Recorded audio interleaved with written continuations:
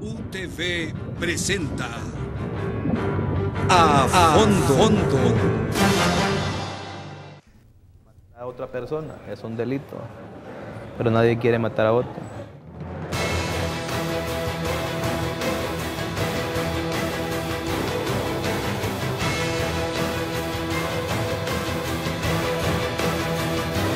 Ya no nos asombra que dos personas en motocicleta asesinen a una persona que va conduciendo su automóvil.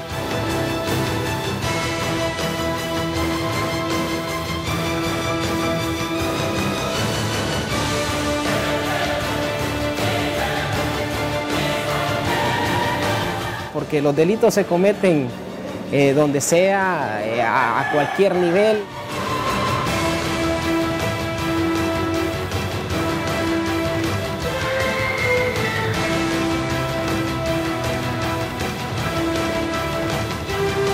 Estos niños abandonados van a crecer pensando que la sociedad les debe algo.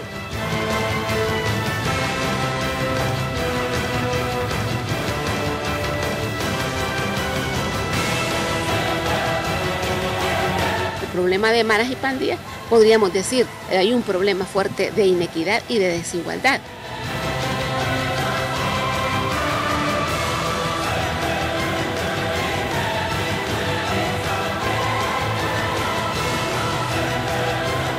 Prevención, rehabilitación y reinserción social. Eso no existe.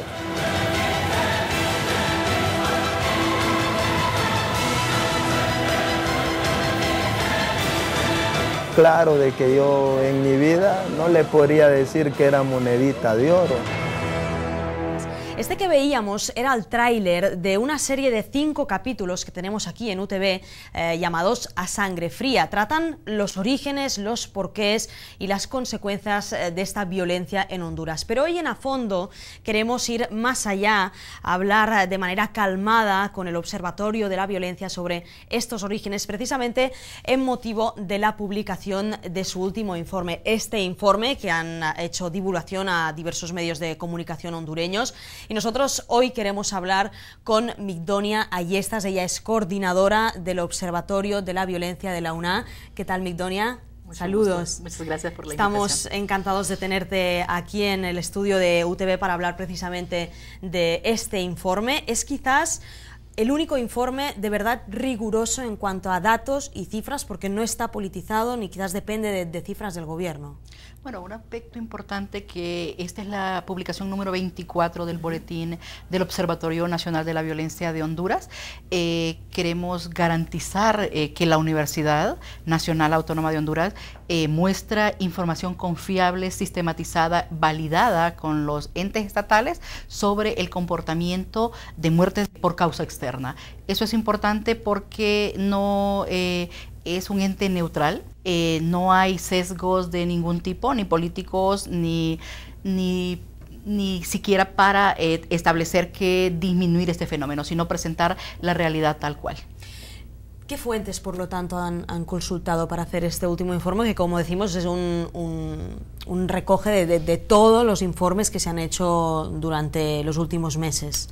Bueno, el Observatorio de la Violencia desde el 2004, que ha desarrollado y sistematizado información, ha establecido alianzas estratégicas con los entes estatales a través de convenios de cooperación que en el 2004, cuando se inició el observatorio, a través del Programa Nacional de Desarrollo para las Naciones Unidas y a través de un proyecto que se llamó Armas Pequeñas, Seguridad y Justicia, donde la doctora Julieta Castellanos fue coordinadora, y con la apuesta de financiamiento de la comunidad sueca, de ASDI, para desarrollar esta acción. Ahí se establecieron acciones para relación interinstitucional con la Policía Nacional, a través de la Dirección de Investigación Criminal, la Policía de Tránsito y la Dirección de Investigación Criminal Nacional, en el caso de la Policía Nacional, pero también a través del Ministerio Público en el ente encargado que es Medicina Forense, para trabajar todo el tema de delitos sexuales, requerimientos fiscales específicamente. Ahora abordaremos más este informe, esta radiografía que hacéis del tipo de crímenes que se producen en Honduras, pero ahora mismo citabas el tema de las armas y precisamente estas últimas semanas, estos últimos meses, se ha iniciado una campaña para promover el desarme en Honduras. No sé si a día de hoy, con la situación del país, es bueno que haya tantas armas circulando y que las tenga la población, o es mejor un desarme de la población. No sé si se siente más segura esta población con las armas, como quizás el caso de Estados Unidos parecido, que estas armas a la vez provocan crímenes pero dan seguridad a la población. Bueno, el caso de Honduras tenemos varios temas ahí. El tema de armas, tenemos una ley que es permisiva al hecho de que te permite como persona, sin ningún perfil psicológico, sin ningún probar que tienen los medios para comprarte un arma de fuego, te permite comprarte 5. Y más aún, quien te la vende es un órgano del Estado, que es las Fuerzas Armadas, a través de la armería. Pero más allá de ese tema, esta ley permite 5 armas de fuego que no es necesario tenerlas en un hogar. Eso quiere decir que una familia que se dedica a delinquir, 5 personas que vivan ahí tienen 25 armas de fuego, y eso no es permitido. Por eso es que una de las estrategias que estaba planteando la sociedad civil es, en primer lugar, si es posible, el desarme, y si no, entonces que se reforme, que se modifique la ley para que un arma de fuego será suficiente para una persona que pueda tener en portación, posesión de esa arma. Claro. Volviendo al informe del Observatorio de la Violencia, quizás la principal conclusión de este informe, ¿cuál sería? Que somos un país que se está desangrando, que somos un país que diariamente vemos en los medios de comunicación, en las comunidades, que hay muertes violentas y que es necesario que se establezca una estrategia clara, consensuada con la sociedad civil para tratar de disminuir este fenómeno. ¿La principal causa de muerte en Honduras es el homicidio, es el asesinato? Es el homicidio, y lastimosamente, si nos comparamos a nivel mundial, somos uno de los países más violentos. La tasa de homicidios del año 2011 cerró con 86.5 por cada 100.000 habitantes, es decir, murieron 7.104 personas por efecto de esta violencia homicida que diariamente enluta a las familias, a las comunidades del país. Quizás es una cifra muy grande que asusta, pero todavía lo es más si lo dividimos en días. O sea, estamos hablando de que son 20 homicidios al día.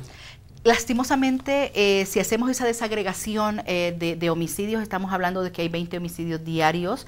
En el último comportamiento que se está analizando el Observatorio de la Violencia, ya tenemos 19, hay una disminución de un homicidio, pero diariamente están muriendo 20 a 19 personas, y eso es lamentable porque en un país que no está en guerra, en un país que tampoco sufre una convulsión social severa, está matándose más gente de la que normalmente y que no debería en otros países. Hablábamos de este fenómeno. Honduras es considerado uno de los países más violentos del mundo, pero también hay este triángulo en Centroamérica que están, si no me equivoco, Nicaragua y El Salvador. El Salvador y Guatemala. El Salvador y Guatemala, exacto. ¿Por qué entonces Honduras es visto como un país más peligroso que estos dos, y los tres, este triángulo, conforman la región más peligrosa del mundo? ¿Será que los medios de comunicación hondureños ayudan a dar esta imagen? Bueno, ahí hay varios factores. El Triángulo Norte es uno de los de las zonas más violentas geográficamente, y ahí recordemos que la violencia es multicausal y multifacética, y ahí tenemos que analizar varias aristas para tratar de entender el fenómeno.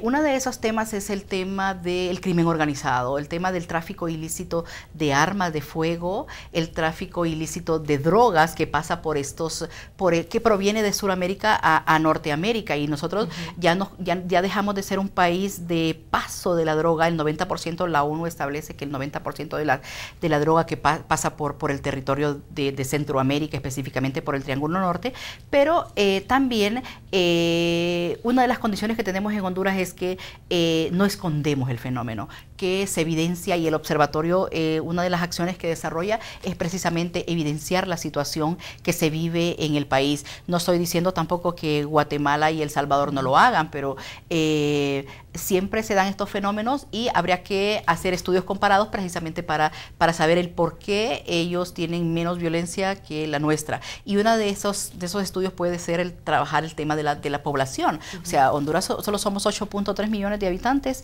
y en El Salvador hay mucho más de la gente que está muriendo. Quizás a nivel de números puede morir más personas, pero a nivel de tasa, que es como nos comparamos a través y a nivel de mundo, tenemos la tasa más grande. Decías que no se esconden estos datos. Evidentemente el Observatorio de la Violencia es un ejemplo de que se van publicando anualmente, mensualmente, las cifras de homicidios para hacer una radiografía de cómo está el país, pero más allá de eso hay muchas maneras de explicar las cosas. Nosotros somos periodistas, las cosas se pueden explicar de muchas maneras, y a mí me da la sensación que en Honduras a veces se enseña demasiado. En el ejemplo, cada día lo vemos en los periódicos, en las televisiones, cadáveres que se enseñan, que se muestran, gente que ha sido asesinada de manera brutal y esa imagen se muestra. No sé si todo esto influye no solo a que el país se vea como peligroso, sino también a una normalización cada día de la violencia. La gente está acostumbrada ya a este tipo de imágenes. Bueno, uno de los dentro de los estudios establece que el evidenciar tanto el problema hace que también la gente sienta como que es normal que pase esto. Y tenemos los medios de comunicación viven de publicar información sobre las muertes violentas, sobre todo lo que pasa en la nota roja. Y eso es que hace que la gente se acostumbre y compra los periódicos, escucha las radios, precisamente para escuchar esto. Y eso es un problema porque los medios de comunicación deben servir para informar y formar. Y eso es lo que nos permitiría que pudiésemos entender que enseñarle a la población sobre mecanismos alternativos a la resolución de conflictos, enseñarles que no es usando el poder y la fuerza que se resuelven los problemas, sería mucho más beneficioso para el país. Porque precisamente una de las soluciones que se plantean para erradicar esta violencia es mejorar el sistema policial o mejorar a nivel técnico pues los recursos que tiene Honduras para luchar contra esta violencia, pero esto sería una respuesta a corto plazo, no a largo plazo, que precisamente estaba lo que nos comentaban antes en el tráiler, este plan de reinserción social de gente que está implicada en esta violencia. Sí, es que dentro del tema de seguridad ciudadana integral, solo se ha tocado un tema, y es el tema de control. O sea, tenemos más leyes, leyes que hacen o no hacen y hacen que llevemos más gente a las cárceles, pero trabajar el tema de prevención se ha tocado bien poco, y el prevención es una tarea que ni los políticos han intentado trabajar, precisamente porque no son acciones de impacto para que desarrolles temas de prevención, especialmente en el de formación a la familia, a los niños y niñas de las escuelas, de los colegios. Tardará 5 años para que pueda haber resultados, o 6 años, y eso no limita el tema de la campaña política, pero es que ahí necesitamos una política integral de seguridad que traspase no solo el gobierno, sino que al mismo Estado, y que venga quien venga pueda continuarla. Pero el otro tema también, que ya lo decías, es el tema de la rehabilitación y la reinserción social. Hay bien poco de lo que se hace. Tenemos que en las cárceles no son una escuela para formar a las personas, sino que es una escuela para continuar deformándoselas más allá de lo que ya están. Es una escuela de crimen. El último ejemplo de esta deficiencia del sistema penitenciario fue el incendio en la prisión de Comayagua. Esto nos demuestra un poquitín la deficiencia que hay en el sistema penitenciario, incluso el ejemplo de la masificación, pero también lo que ahora comentabas, de que falta un plan de educación de esos presos para cuando luego salgan.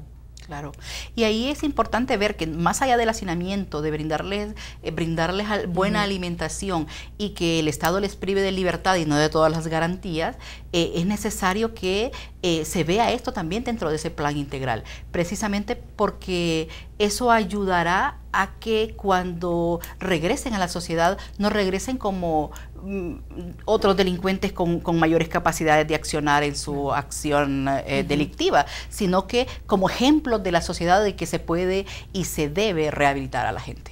Otro de los datos de este informe del Observatorio de la Violencia anual, decíamos que es un informe anual, es que el centro de Tegucigalpa es quizás el punto más peligroso de Honduras.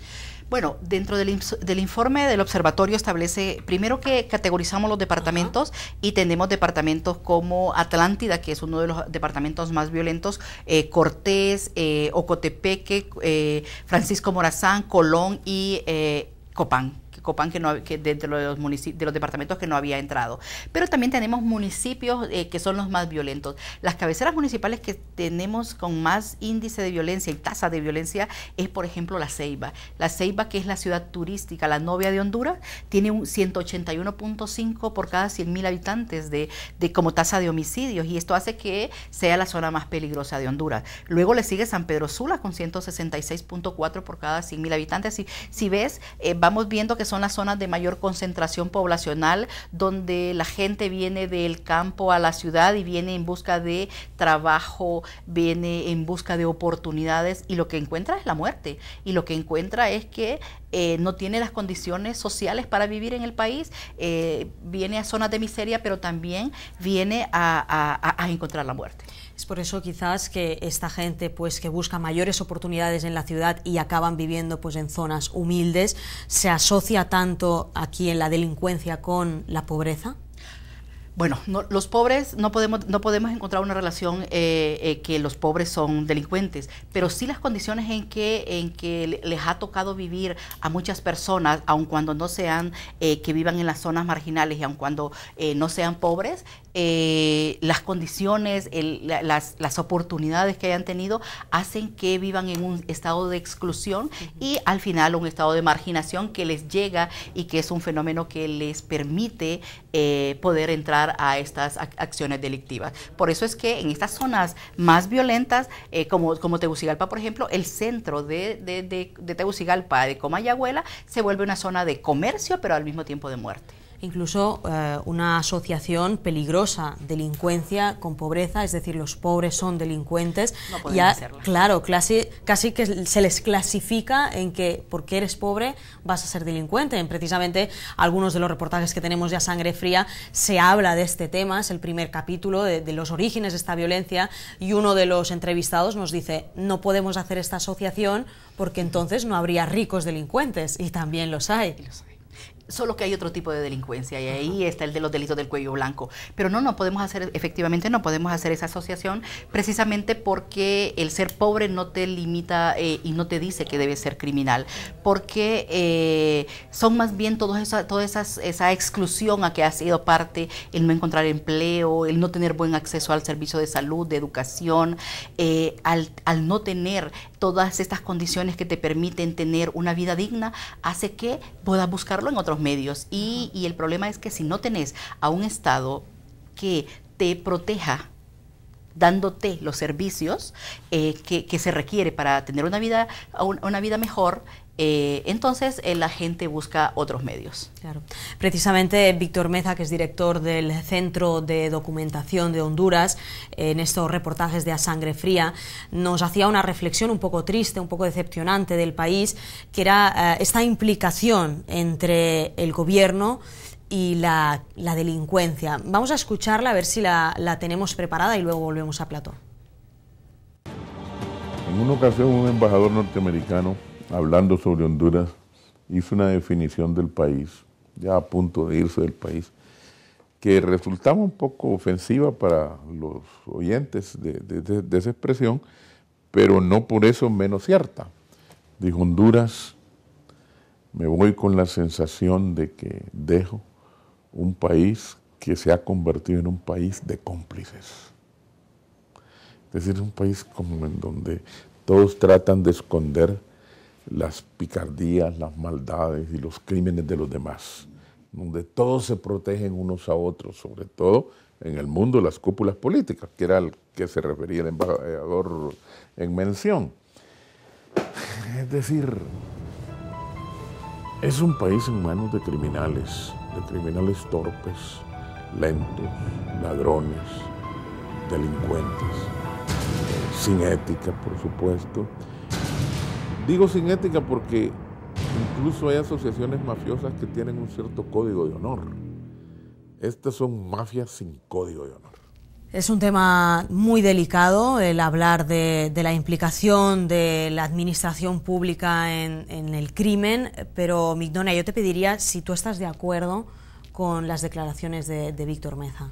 Efectivamente, si no tenemos un país que no tiene transparencia, que no le pide rendición de cuentas a sus funcionarios, está permitiendo que pase cualquier cosa. Y lo primero que está pasando es la corrupción, un crimen organizado, como ya decía el doctor Víctor Meza, desorganizado además porque no tiene un norte y no importa quién muera, quién sobrepasen en el camino para poder cumplir sus objetivos. A veces parece que se castiga mucho el crimen pequeño, es decir, la persona que está desprotegida, este perfil que antes hablábamos de delincuente vinculado con la pobreza, pero en cambio los grandes crímenes, la gran corrupción, que es la importante, pero que es la que no se ve, es la que no se castiga. Y eso es lo que pasa, o sea, cuando ves tantos delitos que quedan impunes, te das cuenta de que no llegó a una verdadera investigación criminal, precisamente porque encontraron un nudo que era un funcionario público que estaba involucrado como autor material o intelectual de ese hecho. Y siempre, por eso es que cuando se criminaliza primero a los pobres y a los jóvenes. Por eso es que intentamos hacer esa relación de jóvenes violentos con pobres violentos. Y es precisamente porque cuando queremos hablar de los grandes capitales, que cómo se han amasado estas grandes fortunas, no queremos investigarlas. Precisamente, ahora que hablabas de jóvenes, son quizás los protagonistas de estas maras, de estas pandillas responsables muchas veces de la delincuencia en el país, de los crímenes en el país. ¿Qué tan importante es la presencia de las maras en el informe que habéis hecho vosotros? Bueno, sí vemos que las maras y las pandillas están vinculadas a muchos hechos delictivos. No podría decirte con un porcentaje específico, precisamente porque la investigación criminal no ha llegado primero a su término y después las investigaciones preliminares no han establecido tanta participación de jóvenes pandilleros o pandilleros, porque pueden ser adultos, vinculados en estos crímenes. Pero sí se establece que gran parte de las muertes violentas son cometidas por sicarios. Y ahí es donde algunos estudios están estableciendo que los pandilleros y los de las maras están vinculados a ser sicarios del crimen organizado. Precisamente, claro, los sicarios reciben órdenes de alguien. Entonces, ¿este alguien está en cúpulas mayores o también hablamos del delincuente raso, un poco del de poca monta, el que quiere venganza y contrata a un sicario para matar a alguien? Bueno, eso va a depender del móvil y la modalidad que se ejecute.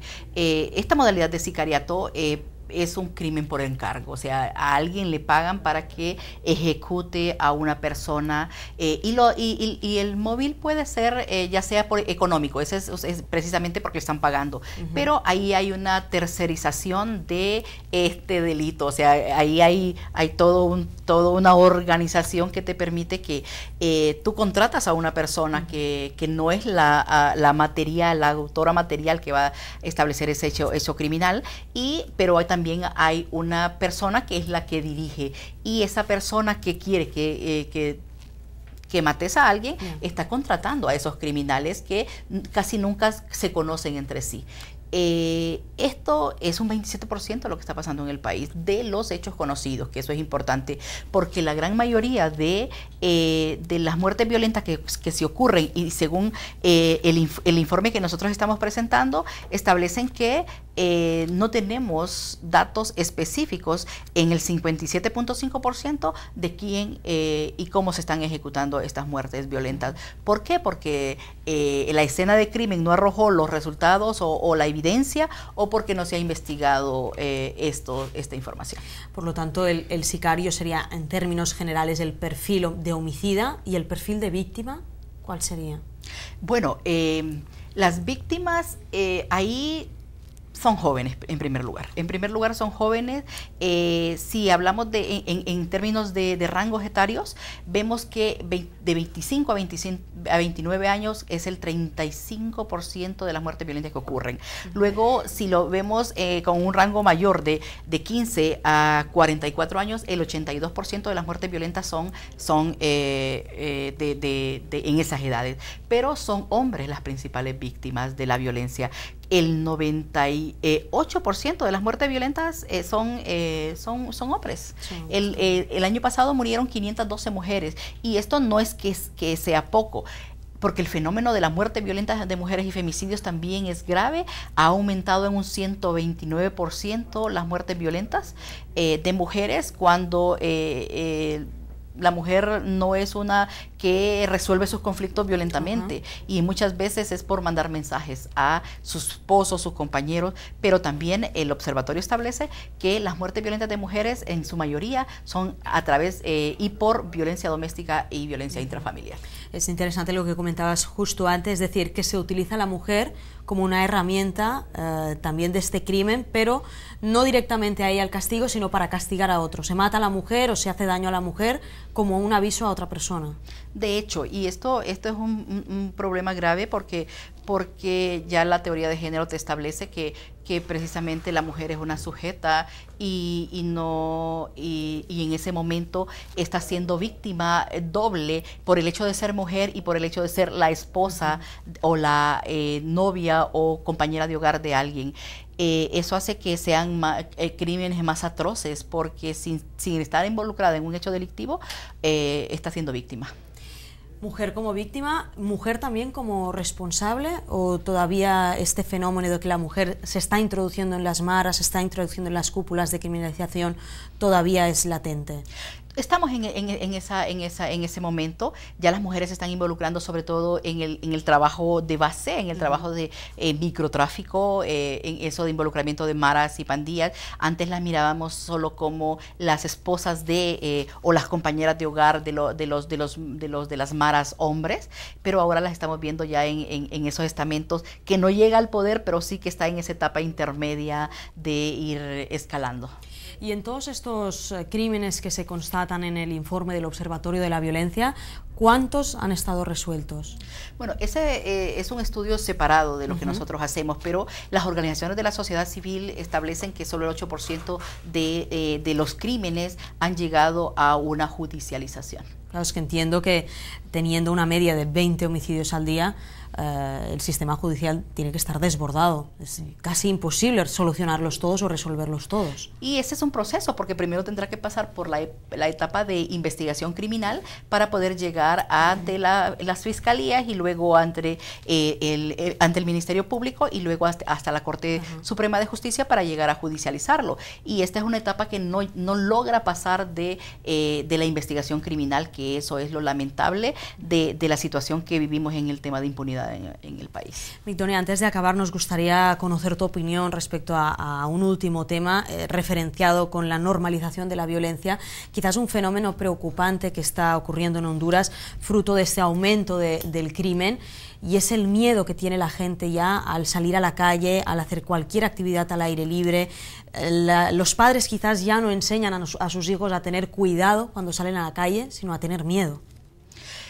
Lastimosamente el miedo vende, y el miedo, bueno, el tema de seguridad, la inseguridad que se percibe en la población hace que te encerres y que lejos de asumir una posición de decir vamos a trabajar por el tema de mejorar la seguridad del país, hace que te imposibilite tu vida y permite que puedas construirte un mundo hacia adentro, encarcelarte en tu hogar, y eso es un problema porque no hace que podamos desarrollar acciones en materia de prevención para que volvamos a organizar las comunidades, para que volvamos a trabajar en la familia, en la escuela.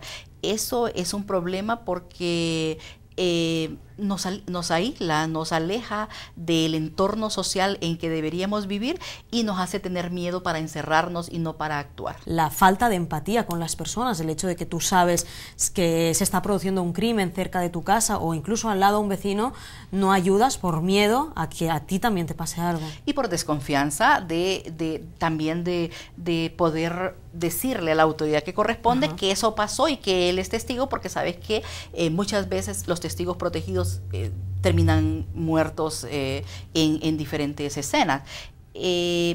Otro tema del tema de la seguridad es que el hecho de que esta seguridad también vende y es una estrategia bien montada para que el comercio también se beneficie de ella, porque los hogares empiezan a hacer su propia cárcel y ya la cárcel está traspasando con estas estrategias que estamos haciendo en Tegucigalpa precisamente, cerrando los barrios, las cuadras y contratando más, que no son guardias de seguridad, sino que vigilantes privados para que nos protejan de ese miedo que sentimos y de esa desconfianza que sentimos por los órganos operadores.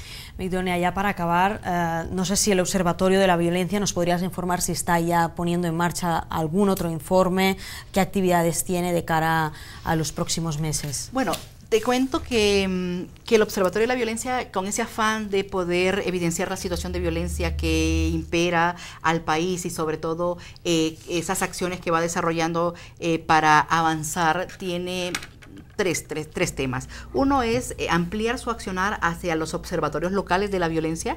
Queremos tener desde la zona donde se produce el fenómeno hasta para poder analizarlo, y ahí nos están apoyando mucho los centros universitarios regionales. Estamos en La Ceiba, en Tela, en Comayagua, en Choluteca, en Juticalpa y aquí mismo en Tegucigalpa, desarrollando observatorios locales de la violencia. Pero también estamos en este momento desarrollando otros boletines especiales para evidenciar situaciones de grupos específicos vulnerables. Por ejemplo, este que puedes ver es el de diversidad sexual, donde en 29 meses murieron 19 personas de la diversidad sexual.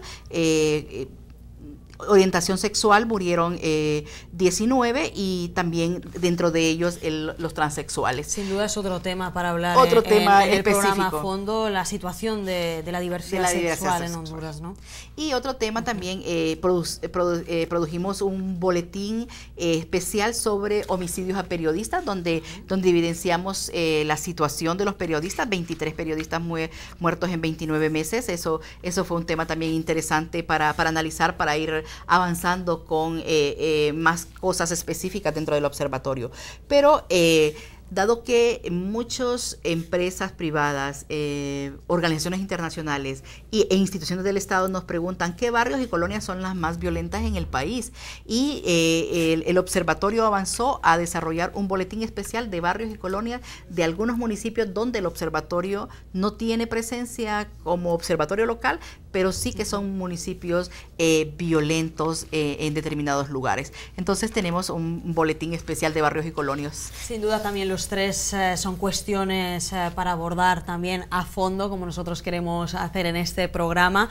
Migdonia Yestas, coordinadora del Observatorio de la Violencia de la UNA, muchísimas gracias por estar con nosotros y por presentarnos este informe y hablarnos de todos estos temas. Muchas gracias, a la orden.